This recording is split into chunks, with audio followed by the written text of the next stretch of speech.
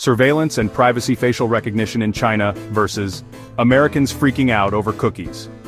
Imagine this. You're walking into a shopping mall in Beijing. The doors slide open, cameras scan your face, and before you even reach the escalator, the system has confirmed your identity, noted how often you visit, and probably suggested which bubble tea you're likely to buy.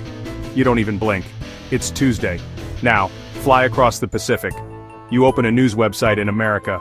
Immediately a pop-up attacks your screen. This site uses cookies, accept all, reject all, manage preferences. And suddenly panic sets in. Americans squint at the choices, terrified that pressing the wrong button will sell their soul to a tech overlord. Facial recognition in China? Just another Tuesday. Cookies in America? National crisis. China. Smile for the camera. In China, surveillance cameras are everywhere. Train stations, malls, office buildings, even public toilets in some places. Facial recognition has become part of daily life, so normal that most people don't question it. You pay with your face at fast food restaurants, you unlock your phone with a glance. You even get access to public restrooms by scanning your face. Yes, that's real. One bathroom in Beijing famously used facial recognition to ration out toilet paper. Need a second roll? Sorry, the system knows you already took one.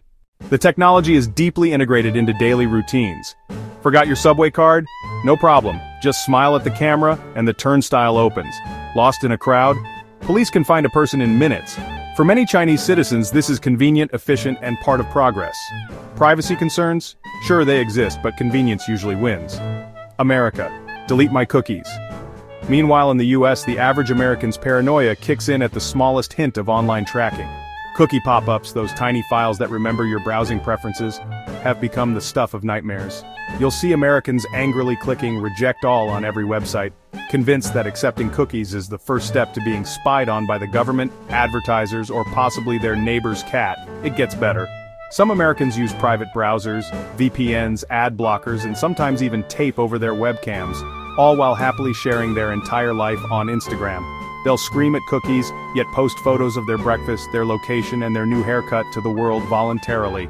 Why the difference? The cultural gap comes down to how privacy is defined. In China, people often see privacy as less about individual control and more about the collective good. Security and order are highly valued, and surveillance is often justified as a way to keep society safe and efficient. In America, privacy is framed as a personal right, something to be defended fiercely, even if the enemy is a chocolate chip cookie file that remembers what shoes you looked at last week. Americans have grown up on slogans like freedom and don't tread on me, so the idea that a website can follow their clicks feels like a violation of their sacred independence. Shopping, FacePay versus loyalty cards. Here's how the difference plays out at the mall. In China, you can walk into KFC, smile at a screen, and boom, your meal is paid for. No wallet, no phone, just your face. It feels futuristic, like living in a sci-fi movie. In America, the cashier asks, "Would you like to sign up for our loyalty program?" Suddenly, you're filling out a form with your email, phone number, and zip code.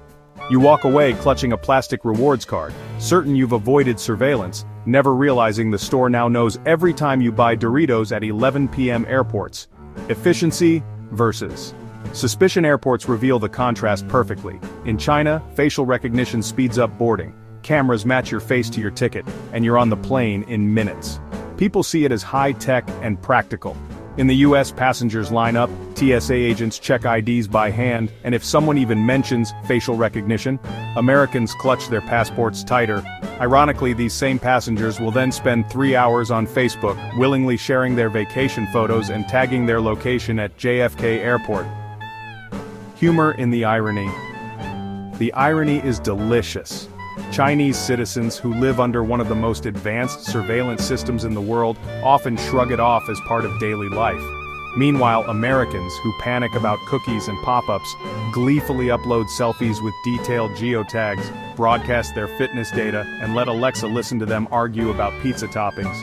It's like being terrified of ants while happily letting an elephant sit on your couch. The role of trust also plays a role. In China, many people assume surveillance is for the benefit of society, whether it's catching criminals or improving safety. In the US, people are deeply suspicious of institutions, government, corporations, even their internet service provider. So when a pop-up says, "This site uses cookies," the American brain translates it to, "We are stealing your identity, your credit card number, and possibly your dog." Generational perspectives. The dinner party example. Imagine a dinner party conversation. In Beijing, someone casually says, "Oh yeah, the cameras tracked me speeding last week, got the fine instantly on my phone." Everyone nods, impressed by the efficiency. In Los Angeles, someone says, "This website asked me to accept cookies yesterday." The table gasps in horror. Aunt Karen insists cookies are spying devices. Uncle Bob rants about big tech. Meanwhile, Cousin Emily is live streaming the entire conversation on Instagram, with her location tagged. Business and marketing businesses reflect the divide too. In China, brands lean into facial recognition for targeted ads and personalized shopping. Walk into a store and digital screens may adjust based on your age or gender. It feels futuristic, if a bit spooky.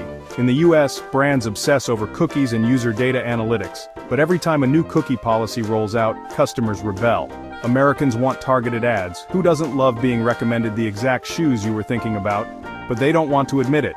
They want the magic of personalization without the acknowledgement that data was collected. Privacy theater. This all leads to what you could call privacy theater. In America, websites bombard you with endless cookie pop-ups, giving you the illusion of choice. You click reject all, but the ads somehow still follow you. In China, there's no such performance. The cameras are there, the system is clear, and life goes on. Conclusion: Big Brother versus tiny cookies. So here's the cultural punchline. In China, people live comfortably with facial recognition guiding their daily lives, while in America, people lose sleep over digital crumbs called cookies. One culture worries less about the surveillance elephant in the room, the other obsesses over the crumbs on the floor. At the end of the day, both systems reflect cultural priorities. China values collective efficiency and order, while America clings to the idea of personal freedom, even if that freedom means spending 10 minutes every morning rejecting cookies on every website you visit. So next time you're in Beijing, don't be surprised if a camera recognizes your face and suggests bubble tea. And next time you're in America, don't be surprised if your friend refuses cookies on a website, then cheerfully shouts, "Hey Siri, where's the nearest Starbucks?" If you enjoy our videos, please like and subscribe to our channel, The Culture Clash Cafe. Don't forget to turn on the notification bell so you'll be the first to know when we release new content.